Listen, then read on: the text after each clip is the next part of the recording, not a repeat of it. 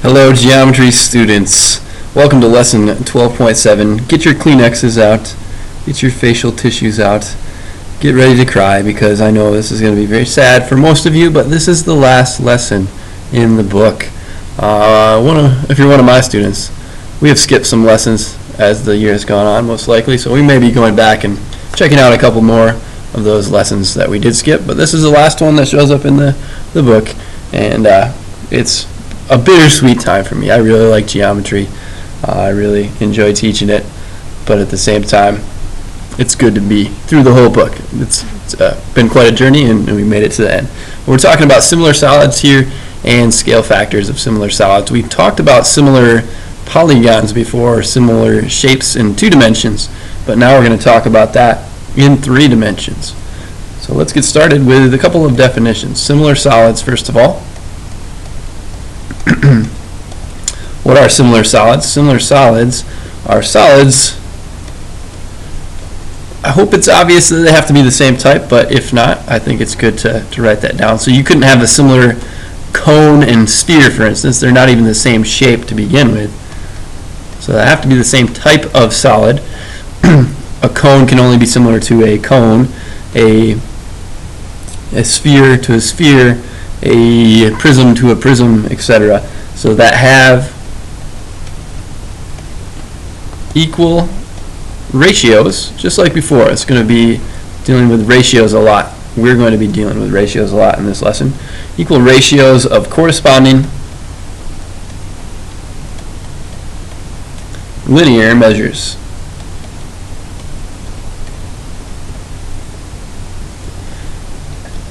And e.g., for example, is what e.g. is standing for, such as, or meaning, for example, heights. They'd have to have the same heights, or radii, that would be plural for radius. I'll put etc. because there's more things. You could say they have the same or corresponding ratios of slant heights. You could say, what else am I thinking? Linear measures, diameters. You could say things like that. Let's say this, one more thing here to add there. See page 766 for the pictures. We're going to look at the pictures real quickly here. If you want to draw the pictures yourself, you could, but you don't have to. But 766, that's right here. Here's page 766. Here's some pictures of similar pyramids. This here, maybe it's twice as big, maybe it's a little bit less, but each one of these measurements would be twice as big here in a linear way. But the area, remember, that's squared. We square those ratios. Volume, well, what do you think we're going to be doing? We're going to get to that in a moment. So lengths are just a to b. Areas are a squared to b squared. Volumes are, we'll find out in a moment. The similar cones, these would be non-similar cylinders, however, because the heights are the same, but then the radius gets bigger from here to here. They have to expand in that same way. Let's keep going with this here. A note to make. I'll put a little star here. This is an important note to note. All cubes and spheres. Oops, that is not an S. That is far from it. There we go. All cubes and spheres are always similar. Cube to cube, sphere to sphere are always similar to other cubes and spheres. So any cube you have is always going to be similar to another cube. Any sphere you have will always be similar to another sphere. There's only one thing that's changing basically with those things. It's the side length for cubes, it's the radius for spheres. Those are all going to be a constant type of ratio change. And example 1, I don't want to do that here, I want to do that on the next page, sorry. So I'll have more room there. I've already got it set up. What was I doing? I don't even know. Are these similar? We're going to do kind of a 2-for-1 deal here. I want you to draw these boxes, these rectangular prisms, in other words, as best you can. And these ones, I'm not going to draw the hidden lines on these parts. You could if you wanted to, but we'll assume they're back there. So this one is going to be 6, 4, and 2. We're going to call this box 1. And box 2, it's going to be oriented in a different way. So this one's going to be standing up, maybe like a computer tower. This would be more the old school type where they sat horizontally, but these ones are vertically. You have desktop computers still. And we're going to say this is 6 right here. I know that doesn't look like it's drawn to scale. This and this, don't assume they're drawn to scale, but you can trust the measurements though. Let's say that's 6, 8, and 12. And then over here, let's separate this into two separate examples here. We'll call this box 2. Then over here we'll have box 1 and box 2 again. These two I'm going to orient in the same way.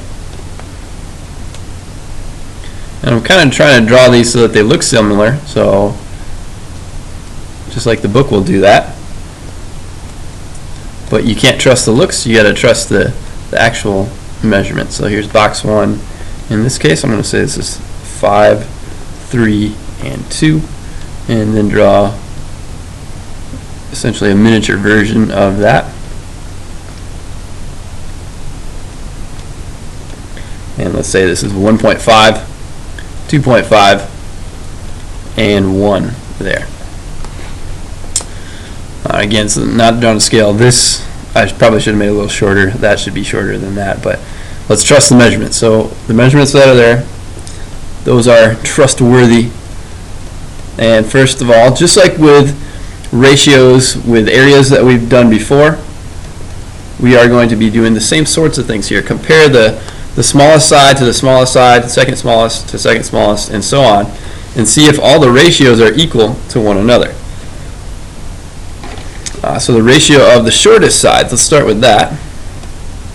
Let's just go ratio of shortest. I think you understand what I mean by that. The shortest sides, we're going to compare 2 to 6. So we have 2 over 6. I'm going to go from this one to this one.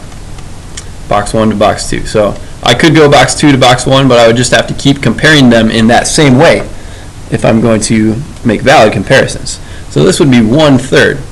And then hopefully you know what this means. If I put little quote marks like that, it just means it's the same word and the same word. Ratios of, I'm going to say the second shortest.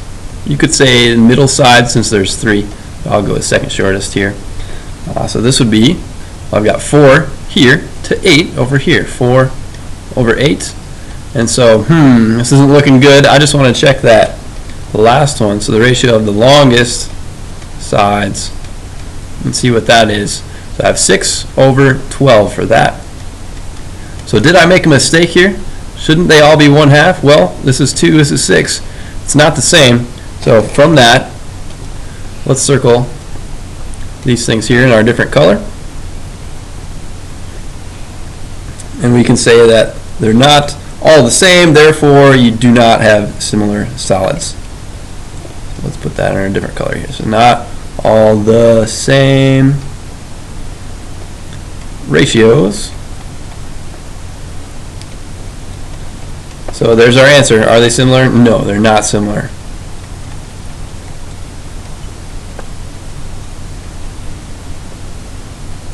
Wah, wah, wah. Not similar. Let's try this one over here, though. You may be thinking, well, he's probably going to do a similar one since he didn't do one. Oh, you'll just have to wait and see. You just hold your horses. Make sure they don't run away. Running away horses, that's no good. 2 to 1, ratio of the shortest sides. We have 2 over 1, which would just be 2. Could I should have put box 2 here. Let's do that. Could I have compared box 2 to box 1? Sure, that's fine if I went 1 to 2, but then I just have to keep comparing in the same way. Start with whatever box you started with on top here to the next one here. Remember, these are also rectangular prisms. That's another word for them. I'm just going with boxes because it is the same thing, just a little less technical. But when we say box in geometry, we can assume rectangular prism. So second shortest, what do we got? We got 3 compared to, oh man, I got these decimals. Is that okay? Fractions with decimals? Well, yeah, 3 divided by 1.5. How many times does 1.5 going to 3, that's 2. That is also 2. And then finally the ratio of the longest sides, make that comparison. We've got 5 compared to 2.5. And that again is 2. So they were all the same this time, not just 2 of them, but all of them. They all have to be the same for this to work. So because that was the case, these are going to work out. And so since they're the same,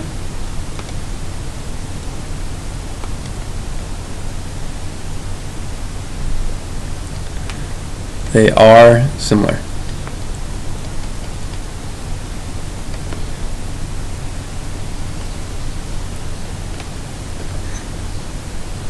Now, this isn't dealing with ratios of areas and volumes yet, but let's just talk about that briefly. Don't write this down, but I'm going to write some stuff off to the side here in green just to make some comparisons here. So this volume in this area, surface area of this one, would end up being, if I simplify this, I've done this work already, so I'm not going to do that here. The surface area and then volume ratios from here to here, because they weren't similar, we actually wouldn't be comparing these things because they're not similar in the first place. So I don't want to do that here, but I do want to do that over here. So surface area and volume, what are these ratios over here? Because they were similar, it's valid to make a comparison here and see how these relate to one another. So again, don't write this down. This is just kind of to listen and to see how the next theorem we're going to learn just kind of magically appears from this. It's amazing. Math is amazing. It's waiting to be discovered. It's right there for you. But the surface area of this, we would do 2b plus pH, 2 times the area of the base, plus the perimeter times the height. And doing all that, we would get 62 compared to, this would be 15.5, and that would reduce down to 4 to 1, a 4 to 1 ratio. For the volume, it would be 30, length times width times height, or just the area of the base times the height. It's the same thing. We'd have 30 here, and then here we'd have 1.5 times 2.5, which would be 3.75, sorry. And that would reduce down, or you could change that to a fraction. You could say this is 4 over 1, and this one is 8 over 1. And what do you notice about the ratio of the sides here? Well, that's 2 over 1. You can write it like that as well. So do you notice what's happening here? From here to here, we are squaring. And then from here to here, we are multiplying again by 2. So this one, for the surface areas, we're taking the scale factor. We have a squared to b squared. Over here, we had just a to b. And then here, we've got a, there it is, a cubed to b cubed. We're taking each one and cubing it. 2 to the third power is 8. 1 to the third power is just 1. So that's our next theorem. That's the big guy for this lesson, the similar solids theorem. This is 1213, theorem 1213. And it says, what we just said in green there, it says the same thing, but let's write it down in a succinct, clear manner here. So if two similar solids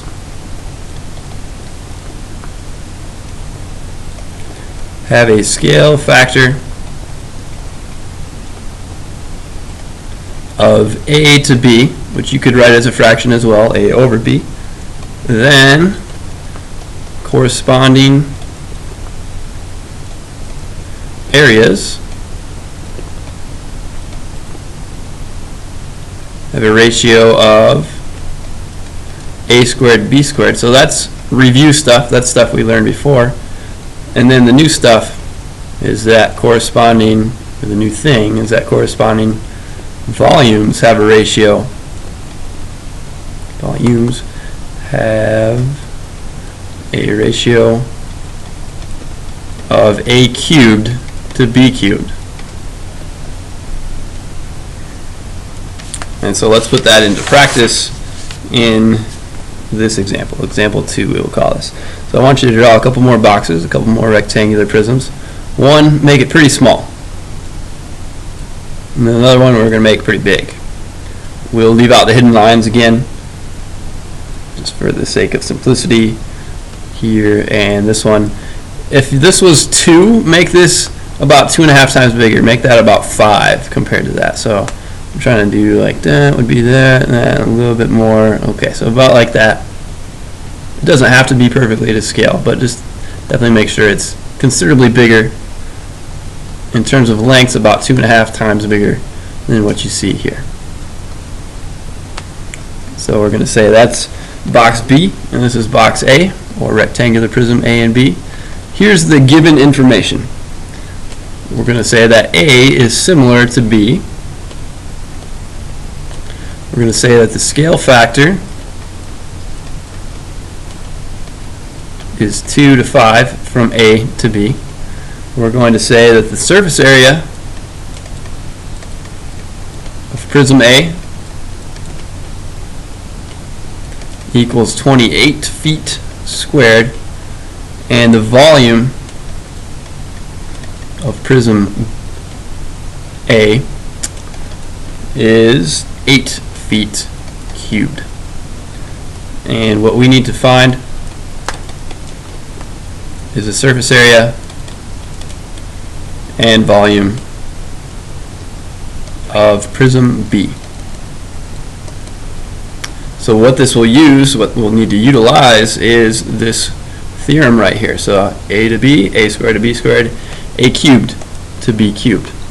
So here's our solution. Here's how we'll go about solving this one. So let's start off with that scale factor being 2 to 5. Think of it like that. Since the scale factor is 2 to 5, we can take that and say that the ratio of the surface areas, which I'll put as S, A is the surface areas, is going to be, we'll take that, here's our A to B, this will be our A squared to B squared part. It would be, that would be the same thing as 4 to 25. You could also write that as a fraction again, as 4 over 25. And then the ratio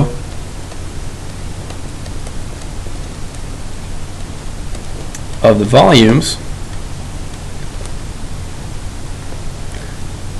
why don't I write the word volumes? That looks kind of funny. It looks like verses. So the ratio of the volumes is, well, 2 cubed to 5 cubed. That's what our theorem says. 2 cubed is 8. 5 cubed, we would take 5 times 25, because 5 times 5 is 25, and so we'd have 8 to 125. So notice the side lengths, it's just 2 to 5, but then the areas, it's that squared. It gets bigger much faster as we talk about areas, and it gets bigger much faster as we talk about volumes. If this had a volume of 8, this one would have a volume of 125. However, this one has a volume of, or surface area of 28.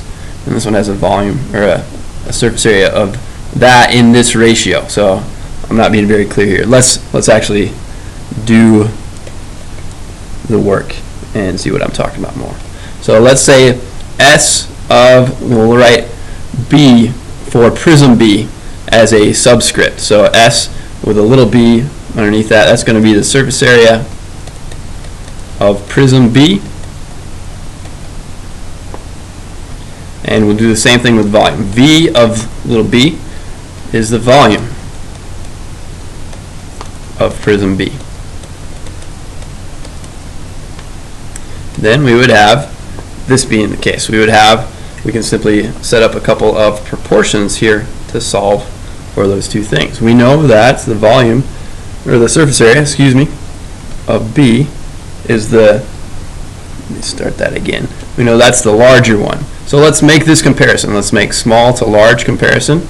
We're saying 4 over 25, that's the surface area ratios here, is going to equal, over here we know the surface area of prism A is 28. So that matches up with the 4. So we have 28 over, and then we don't know the surface area of prism B. So let's call that S of B, or S sub B.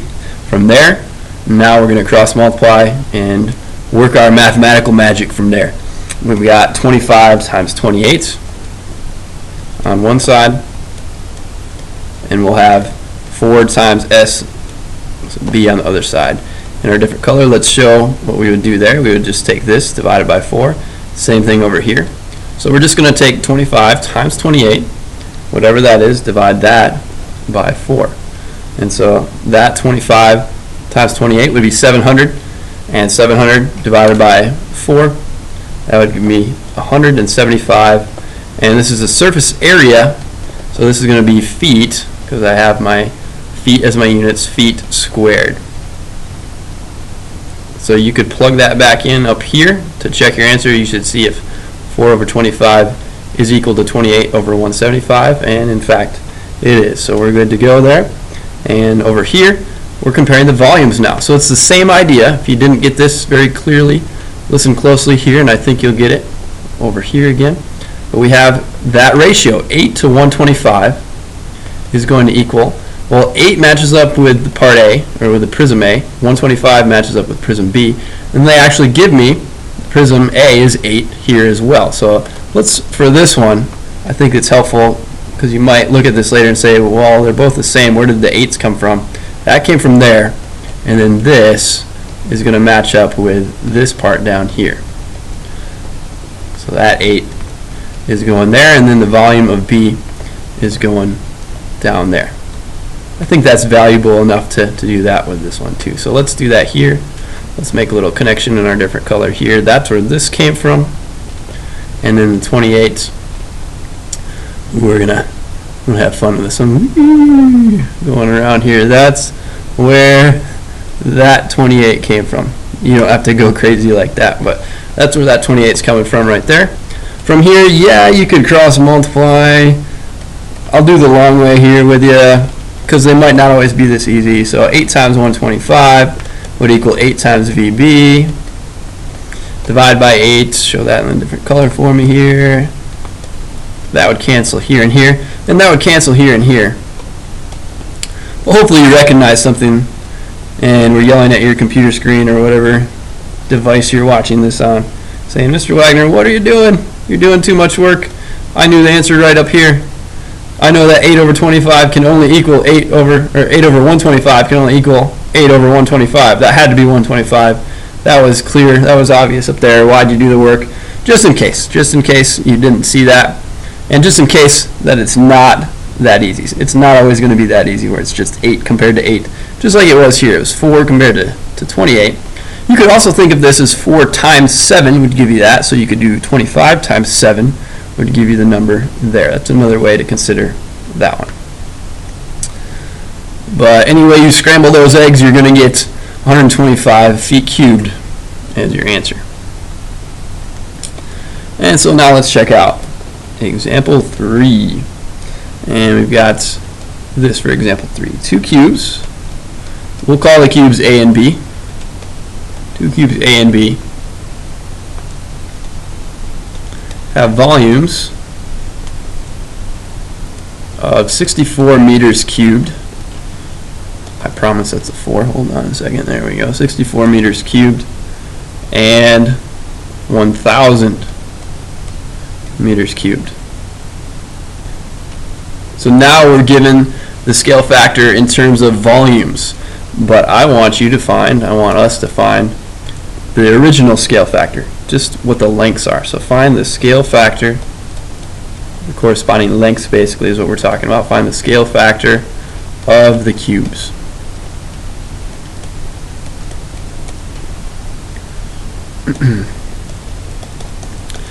So tell us what these variables are first. We're going to be saying that A, so think of 2 cubes. Let's draw a picture over here off to the side of this one. So we're going to have cube A, and then cube B is much bigger than that. We don't know exactly how much bigger, but we'll draw a picture to help us visualize what's going on here. Cube B, if this is 64, if this holds 64 meters cubed of water, this one would hold 1,000 meters cubed of water. That's what that's saying. And so let's say that A, which I'm going to label with in a moment over there, but A is going to equal the side length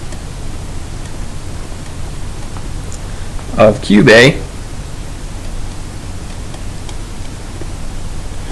and B, let's call that the side length of cube B. And so this one here is 64 meters cubed for the volume. This one, the volume is 1,000 meters cubed, much bigger. But then this one is going to have a length of A right here. This one is going to have a length of B for the side length here.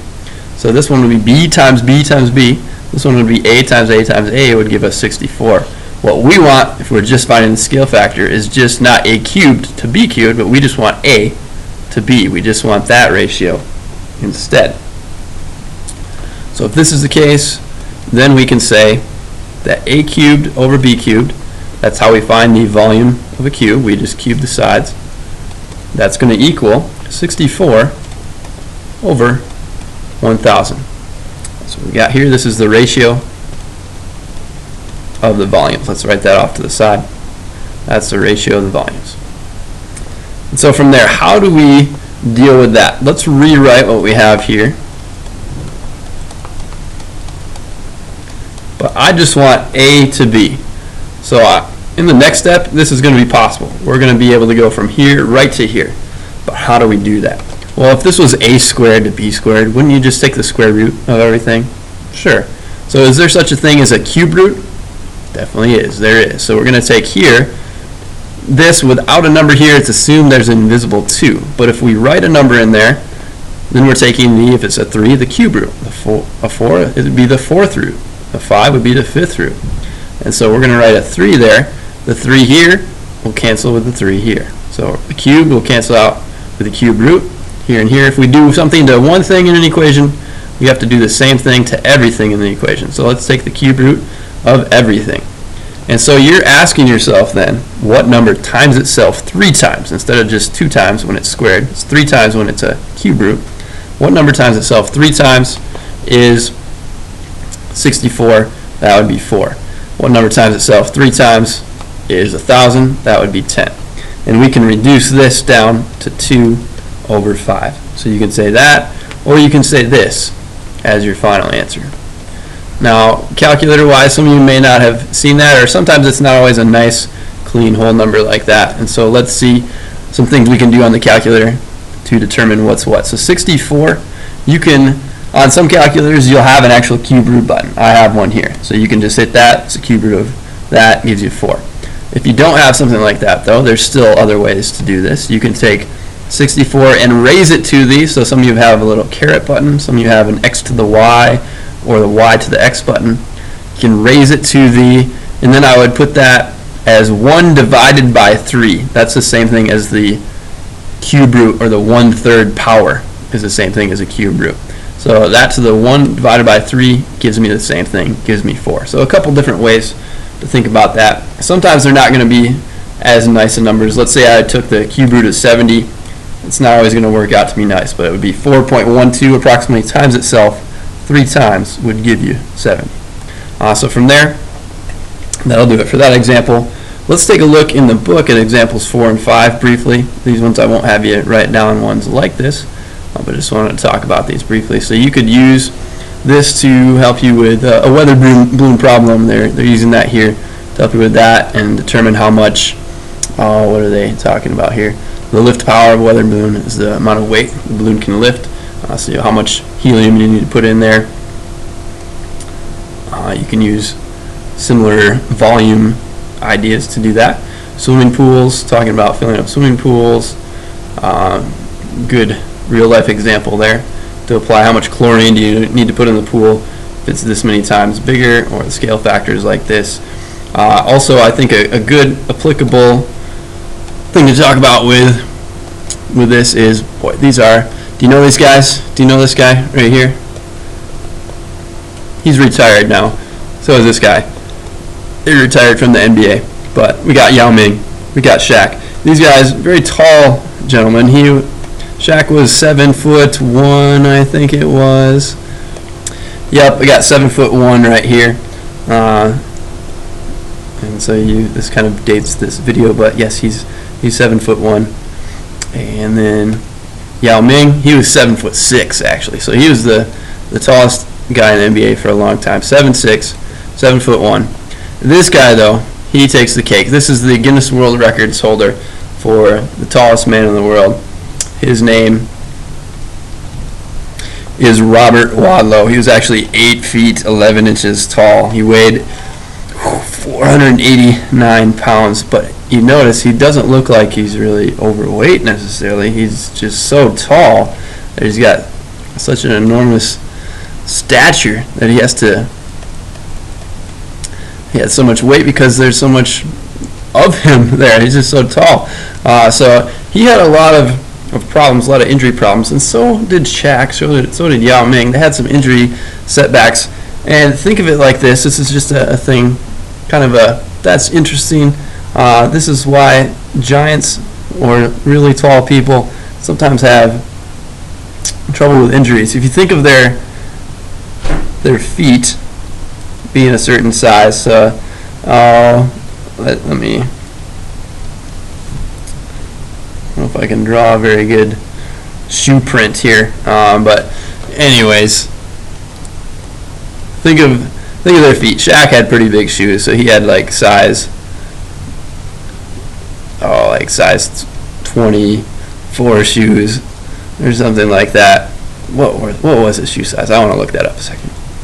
So I'm getting some different answers here. I see 21, 22, 23, but regardless, he had some really large feet, but he had a lot of weight to carry around, not because he was necessarily overweight. He was definitely a solid guy, so was Yao Ming, but not necessarily overweight, just like Robert Wadlow. He wasn't necessarily overweight. He just had a lot of weight there because he had so much volume that he was filling up.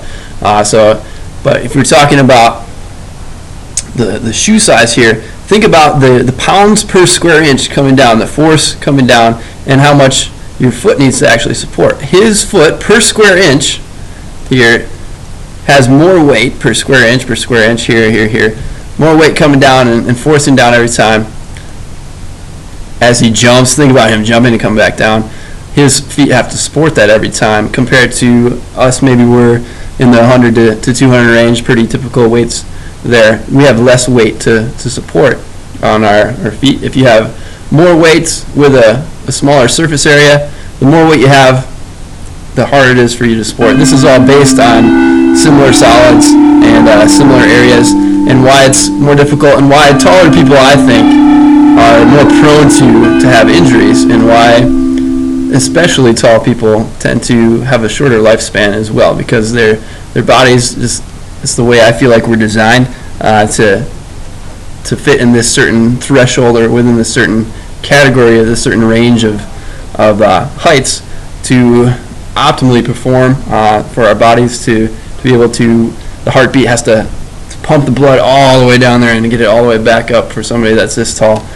So a lot of cool, neat applications. But if you're tall, if you're really tall, you're having more weight per square inch on your feet, more pressure there, you might be more prone to injuries. Hopefully you'll be able to survive without it. But just look at this picture. That is incredible. This guy is like almost half his height, and then this little guy, like, put almost 3 of him, and you'll have the height of Robert Wadlow there. But cool stuff, cool applications to these things. But hopefully you found that interesting and helpful. And yep, that's the last lesson. That's 12.7. There's no more. I could maybe make up 13.1. I'll make up chapter 13. How's that sound? I'm kidding. No, I'm not going to do that. But hopefully, again, you found that helpful. Go back and review as necessary, and come back and review any of the lessons that you want to help you get ready for any tests or exams you might have in the end here. But I hope you have a good day, and hopefully I'll see you for some future lessons still. Okay, bye-bye.